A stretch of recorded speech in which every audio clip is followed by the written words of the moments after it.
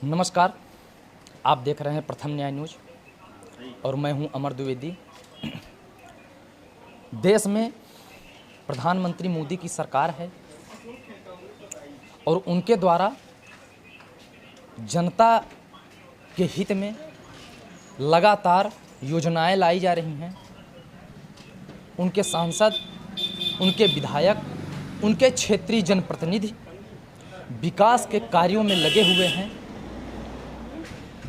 उनके क्या दायित्व होते हैं, क्या कर्तव्य होते हैं, तो आज हमारे साथ मुलाकात में हैं सीधी जिले के सोनवर्षा मंडल अध्यक्ष जयशंकर द्विवेदी जी। द्विवेदी जी, आपका बहुत बहुत स्वागत है हमारे चैनल पर। धन्यवाद अमर भाई साहब, आपने हमें अपने साथ जोड़ा, आपका बहुत बहुत धन्यवाद है। हम द्विवेदी जी से जानेंगे, सबसे पहले तो पहला सवाल आपसे ये कि आपका कार्य क्षेत्राधिकार कहाँ से कहाँ, चूँकि जनता यह जानना चाहती है। जी, हमारा सियावल विधानसभा मुर्दाडीह खोरबा से स्टार्ट होता है एक पोलिंग से और 61 पोलिंग तक हमारा ये मंडल सोनवर्षा का है। मतलब किस ग्राम पंचायत तक? ग्राम पंचायत इधर कुरौली कला और उधर मुर्दाडीह खोरबा से स्टार्ट है। 61 पोलिंग है, 22 पंचायत है हमारे मंडल अंतर्गत। अच्छा, 22 ग्राम पंचायतों का 22 ग्राम प्रतिनिधित्व करते हैं। जी हाँ, जी जी। द्विवेदी जी 22 ग्राम पंचायतों का प्रतिनिधित्व करते हैं। आपकी नज़र में विकास की परिभाषा क्या है? क्या मतलब किस परिभाषा से आप विकास को नापते हैं? अब आज की स्थिति में विकास तो रोड हो जाए, बिजली हो जाए, पानी हो जाए, हर घर में खाने का रहे, यही तो विकास है। यानी बिजली, पानी, स्वास्थ्य, शिक्षा, रोजगार और सड़क, हाँ बिल्कुल, यही मूलभूत आवश्यकताएं हैं। मूलभूत आवश्यकता है लोगों की। आपका सबसे बड़ा ध्येय क्या है कि क्या कर गुजरना चाहते हैं आप इस क्षेत्र की जनता के लिए? इस क्षेत्र के लिए चाहते हैं कि यहाँ की स्वास्थ्य सुविधा बेहतर हो। कहीं न कमी है हमारे क्षेत्र में, तो कोई नहीं, छोटी मोटी अस्पताल थी, जैसे आयुर्वेदिक थी, हटवा खास में भी थी, तो सब गड़बड़ है, सीधी लोगों को जाना पड़ रहा है। तो हम तो चाहते हैं कि यहाँ की स्वास्थ्य सुविधा और बेहतर हो जाए। तो हम स्वास्थ्य सुविधा के लिए माननीय सांसद जी को, विधायक जी को पत्र भी लिखे थे इसके पहले अपने, और कोशिश में लगे हैं कि यहाँ की जो स्वास्थ्य सुविधा है वो और अच्छी हो जाए।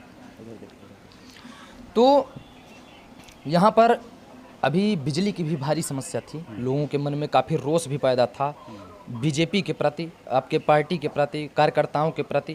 तो उसके संबंध में आप क्या कहेंगे? बिजली की समस्या थोड़ी सी हुई, उसका कारण जो हम लोगों ने समझा, पानी की बारिश उस समय कम हुई। पानी की बारिश के बाद क्या हुआ कि सब लोग ट्यूबवेल एक साथ चालू किए, तो इसलिए एक लाइट में थोड़ा क्या था कि किसानों को अलग जलाने के लिए, सिंचाई के लिए अलग और घरेलू की बिजली की अलग थी। तो उसी समय पूरे क्षेत्र के ट्यूबवेल एक साथ चालू हो गए, तो कहीं ना कहीं लोड ट्रांसफार्मर में पड़ा, तार में पड़ा, तो कहीं ना कहीं केबल जली, तार जली, थोड़ी सी समस्या हुई है। अब सुधार हो गया, अब हर बराबर लाइट मिल रही है। वो जो काम था, हमने उस दिन प्रभारी मंत्री आई थी, तो हम सब लोगों ने चर्चा उनसे किया था कि ये जो 3 फेज सिंगल फेज वाला मैटर है इसको बंद किया जाए। तो उन्होंने उस बात को तुरंत डी साहब से या ऊपर अधिकारी एसी साहब से बात की, एसी साहब से बात की उन्होंने, तो उसका भी सुधार हुआ। अब बराबर लाइट रह रही है, बराबर चल रहे हैं। जहाँ ट्रांसफार्मर ख़राब हुए थे वो ट्रांसफार्मर बदला रहे हैं। अभी यहाँ का जल गया था, 3 दिन के अंदर बदल गया, कहीं 4 दिन के अंदर बदल गया। तो अब इस समस्या से दूरी बन रही है। ये तो बात हुई बिजली की। पानी की भी समस्या लगातार अनवरत रूप से जारी है। कुछ ग्राम पंचायतों में नल जल योजना के तहत पानी टंकी का निर्माण किया जा रहा है और पानी फिटिंग का भी काम किया जा रहा है घर घर में। लेकिन प्रायः देखने में यह आया है कि कुछ जगह में संबंधित कंपनी या ठेकेदार द्वारा ग्राम पंचायतों के बीच सड़क को खोद दिया गया है, गड्ढे बना दिया गया है, और किंतु उसको भाटा नहीं गया है, उसको पाटा नहीं गया है। तो ऐसे में सड़क तो खराब हुई ही, अलग से दुर्घटना होने के भी चांसेस ज़्यादा बढ़ जाते हैं। तो क्या कहेंगे? पहले तो हम इस नल जल योजना में इतना बड़ा पैसा आदरणीय मोदी जी ने दिया, तो उनके प्रति तो मैं कोट कोट आभार ज्ञापित करता हूँ। रह गई बात जो क्षेत्र छूटे हुए हैं, वहाँ हर जगह कलेक्टर के पास सूची आ गई है। हर ऐसा कोई गांव का कोई भी घर नहीं छूटेगा जहां पानी न पहुंचे, ऐसी व्यवस्था है। ठेकेदारों द्वारा जो कुछ गड़बड़ी की गई हैं उनसे अभी शिकायत मिली थी, ठेकेदारों से चर्चा की गई है PHE विभाग के SDO या इंजीनियर से भी इस साहब से भी बात की गई है कि आप ठेकेदारों को बताइए जहां नाली खन दिए हैं उसको बराबर करें, समस्या हुई है उसका भी सुधार जल्द हो रहा है। और मैं तो मोदी जी को पुनः बहुत बहुत धन्यवाद देता हूं, इतना इस प्रोजेक्ट में नल जल में पैसा दिए हैं कि ऐसा कोई गांव और गांव का कोई भी घर नहीं बचेगा जहां की अच्छा स्वच्छ पेयजल उपस्थित न हो। आपके क्षेत्र में बेरोजगारी भी सबसे बड़ी मुद्दा है।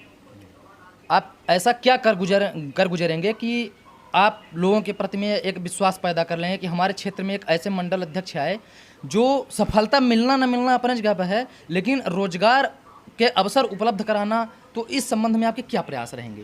देखिए, इसके लिए 2008 में हमारे इस विधानसभा से विश्वामित्र पाठक जी विधायक बने थे और हम सब उनके साथ में थे और ये बघोर को उन्होंने निश्चित करके इस क्षेत्र में एक सीमेंट का बड़ा लंबा पावर प्लांट लगवा रहे थे। दुर्भाग्य था अभी उसी समय नल जल पानी बाण सागर वाला आया और नहर की सिंचाई रोज पुलिया में व्यस्त रह गए, वो प्रोजेक्ट अधूरा रह गया और अभी तक हम यहाँ विधानसभा से दूर हैं, हमारा कोई प्रत्याशी यहाँ से नहीं है, विधायक नहीं है। तो हम क्या कह सकते हैं, हमने सांसद जी को पत्र इस बारे में लिखा था, बेरोजगारी की समस्या कब दूर होगी, जब हमारा कोई उद्योग यहाँ लग जाए। अभी उद्योग लगे हैं, कुछ लोगों को रोजगार सिंगरौली के माध्यम से मिला है, सिंगरौली जिले में जो उद्योग लगे हुए हैं। हम सिंगरौली की बात नहीं कर रहे, हम बात कर रहे हैं मंडल अध्यक्ष सोनबरसा के कार्य क्षेत्राधिकारी। जी, हमारा कार्य क्षेत्र तो इतना बड़ा नहीं है, यदि हमारा विधायक यहाँ बनता है, हम लोगों की आशा है, हमने इसके लिए मेहनत हम लोग कर रहे हैं, पूरे कार्यकर्ता कर रहे हैं, एक अच्छे प्लेटफार्म की तैयारी कर रहे हैं अगले विधानसभा के लिए। तो जब हमारा यहाँ विधायक बन जाएगा, जिसको इस क्षेत्र के बेरोजगारों की चिंता होगी, जब हमारा विधायक बनेगा तभी ये संभव है। उसके लिए 2008 में हमने बताया कि विश्वामित्र जी विधायक बने थे, उन्होंने बघोर को चयनित किया था और यदि वो उसके बाद यदि विधायक बन जाते तो शायद इस क्षेत्र में बहुत बड़ा उद्योग लगता। वो हमारा संयुक्त मंडल था, सियावल अभी सोनबरसा अलग हुआ है, सियावल सोनबरसा एक ही मंडल था, वो हमारा सियावल मुख्यालय है। तो वहाँ प्रोजेक्ट की तैयारी थी, लेकिन दुर्भाग्य था चुनाव हार गए और फिर वहीं की वहीं स्थित रह गई। कोई ऐसा प्रयास कि आपके मंडल क्षेत्र में कोई रोजगार की सुविधा या रोजगार के अवसर उत्पन्न हो सकें, ऐसा कोई प्रयास आपके द्वारा? अब यहाँ छोटा सा ये हमारा मंडल है, 22 पंचायत का, 60 पोलिंग का मंडल है और यहाँ ऐसी स्थिति नहीं है रोजगार की, लेकिन हम अपने विधानसभा स्तर की बात करेंगे। और हमने सांसद जी से भी बात की थी, पत्र लिखा था, उन्होंने इसकी चर्चा उद्योग मंत्री साथ किसी से की है, वे ज़्यादा जानकारी नहीं है, सांसद जी इसका जवाब दे सकती हैं। उन्होंने प्रयासरत हैं रोजगार बेरोजगारी दूर करने के लिए, ऐसा कोई भी उद्योग लगेगा जिससे हमारे क्षेत्र में बेरोजगारी दूर हो। शिक्षा के क्षेत्र में आपका क्या कहना है? शिक्षा के क्षेत्र में अभी देख रहे हैं आप कि जब से हमारी सरकार आई भारतीय जनता पार्टी की, तो भवन तो अच्छे बन गए, विद्यालय भी अच्छे हो गए हैं, पढ़ाई भी अच्छी चल रही हैं। कुछ शिक्षकों की कमी थी, भर्ती की प्रक्रिया होनी थी, कुछ कुसंगत हुई, कुछ दिक्कत हुई। अब ये तो ऊपर वालों का मामला है, हमारे बस का नहीं है। हाँ, पर उसमें सुधार हो रहा है और जैसे भी शिक्षकों की नियुक्ति हो जाएगी, जहाँ कमी है शिक्षकों की, कुछ शिक्षा का अभाव हुआ है, वो भी दूर होगी, शायद उसका प्रयास चल रहा है, अभी नोटिफिकेशन आके लगा है। सरकार के द्वारा DAP खाद की जो सीमा है, मूल्य सीमा, वो 1200 रुपये तय की गई है, लेकिन कुछ क्षेत्रों में प्रायः देखने में आ रहा है कि उसको 1300, 1400, 1500 रुपये में, जिसका जितना हो रहा है उतने में बेच रहे हैं और किसान लगातार आहत हो रहे हैं। तो क्या प्रयास किए जाएंगे आपके द्वारा? नहीं, ये तो गलत है। हमारी सरकार एक किसान हितैषी सरकार है और हम लोग, हमने आपसे जी, हम लोग इतना प्रयास में लगे थे कि अपने किसान भाइयों को खाद की, चाहे यूरिया हो चाहे DAP हो, उसकी कमी न होने पाए।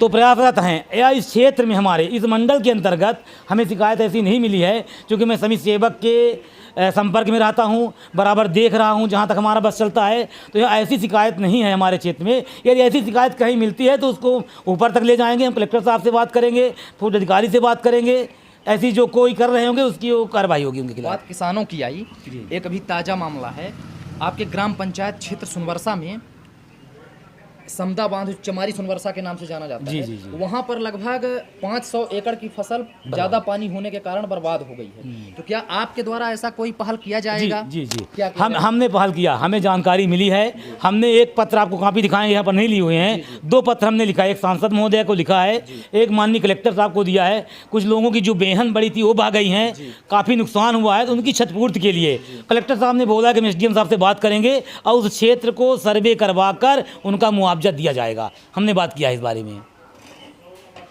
प्रधानमंत्री आवास योजना 1,30,000 रुपये लागत में बनती है। बहुत अहम और जनता के मुद्दे का सवाल है। इस समय पर रेता उपलब्ध नहीं हो पा रहा है, अगर उपलब्ध हो भी पा रहा है तो बहुत महंग हो रहा है। तो आपको ये नहीं लगता कि आखिर जनता 1,30,000 में भवन कैसे निर्माण करवाए? देखिए मतलब जनता को सस्ता रेता कैसे उपलब्ध हो, आपके द्वारा क्या पहल किए जाएंगे? नहीं, इसमें अभी तो हमने पहल नहीं कर पाई। अभी देख रहे हैं कि महंगाई बहुत ज़्यादा हो गई है, पैसा थोड़ा कम है, 1.5 लाख रुपए मिल रहा है। 1.5 लाख रुपए, 31 नहीं 1.5 लाख है। 1.5 लाख ग्रामीण क्षेत्र में, शहरी क्षेत्र में ज़्यादा है। तो रेता की कठिनाई है।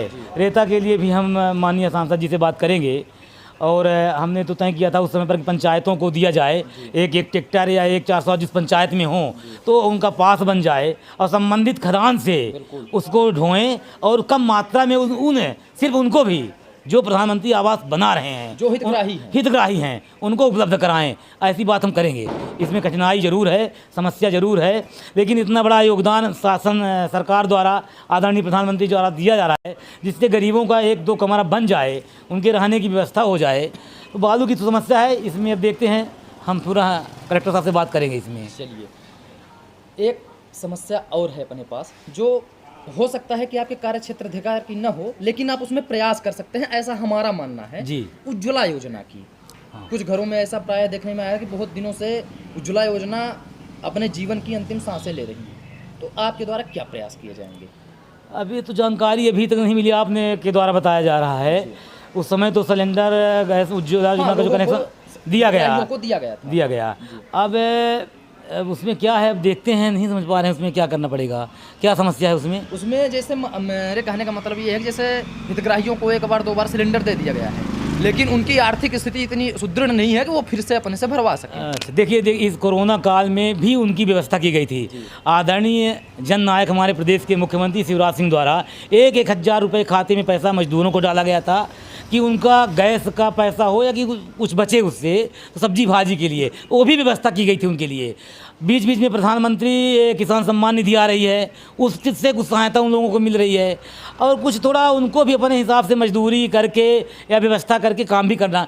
पूरी चीज़ सरकार पर डिपेंड करना भी उचित नहीं है। नहीं, मैं ये नहीं कह रहा हूँ सरकार पर डिपेंड हो रहा है। मेरा कहने का मतलब है कि मेरा जो पूरा आपसे सवाल अभी तक हुआ, मेरा पूरा सवाल है कि आप क्या कर सकते हैं क्षेत्र के लिए, जनता के लिए। सिर्फ इस पर मेरा फोकस रहा, न कि किसी सरकार के लिए कि आप ये सरकार से करवाएं या ना करवाएं। आपके जो कार्य क्षेत्राधिकार की बात है, हमने उसकी बात की है। तो उस कार्य क्षेत्र में हम सिलेंडर के लिए क्या कर सकते हैं? सिलेंडर के लिए हमारे कहने का मतलब ये है कि आप अपने वरिष्ठ जो आपके पार्टी के नेता हैं उनके समक्ष इस समस्या को आप रख सकते हैं। हाँ, तो हम पत्र लिख सकते हैं। हम निवेदन करेंगे कि जो गरीब हैं, मजदूर हैं, किसान हैं, जो गैस नहीं भरवा पा रहे हैं, रेट भी कुछ ज़्यादा हो गया था बीच में, तो हम उसमें बात करेंगे कि जो हितग्राही हैं तो कुछ छूट दें या कुछ राशि उनके खाते में ट्रांसफर करें, जिससे उनका ये गैस चूल्हा न बंद हो। रेट ज़्यादा हो गया था, इसका मतलब ये है कि आप ये स्वीकार कर रहे हैं कि महंगाई हो गई है आपकी सरकार में? नहीं, देखिए क्या है अमर जी, कोरोना इतनी वैश्विक महामारी आई कि थोड़ी आर्थिक स्थिति तो डामाडोल हुई है और देश उससे जूझ रहा है। तो कहीं न कहीं जयशंकर द्विवेदी जी का यह कहना है कि देश इस समय पर आर्थिक स्थिति से जूझ रहा है, सभी को सहयोग करना चाहिए, परस्पर रूप से आगे बढ़ना चाहिए, और बेहद ही सरल और स्वभाव प्रकृति के ये व्यक्ति हैं, ये हमारे साथ जुड़े। हमने क्षेत्र की जनता की समस्याओं को इनके साथ शेयर किया और इनका यह कहना है कि निश्चित तौर पर हम क्षेत्र की जनता के लिए प्रतिबद्ध हैं। जो भी उनको समस्याएं होंगी तो उनका जितना निदान हो सकेगा हम स्वयं करेंगे। जो हमारे क्षेत्र की बाहर की चीज़ें हैं, जैसे सिलेंडर की समस्या हुई, लोगों को रेत की समस्या हुई, तो जो हमारे पार्टी के वरिष्ठ नेता हैं, जैसे सांसद हो गए, विधायक हो गए, इन्होंने कहा हम उनसे चर्चा करेंगे और क्षेत्र की जनता का निवारण करने के लिए हर संभव प्रयास करेंगे। तो हमसे जुड़ने के लिए बहुत बहुत धन्यवाद। जसमीता जी, धन्यवाद आपका भी, आपने अपने चैनल में हमें बुलाया, आपका भी बहुत बहुत धन्यवाद और आभार। तो इसी तरह की न्यूज़ को पाने के लिए देखते रहें आप प्रथम न्याय न्यूज़। कैमरामैन मनीष द्विवेदी के साथ।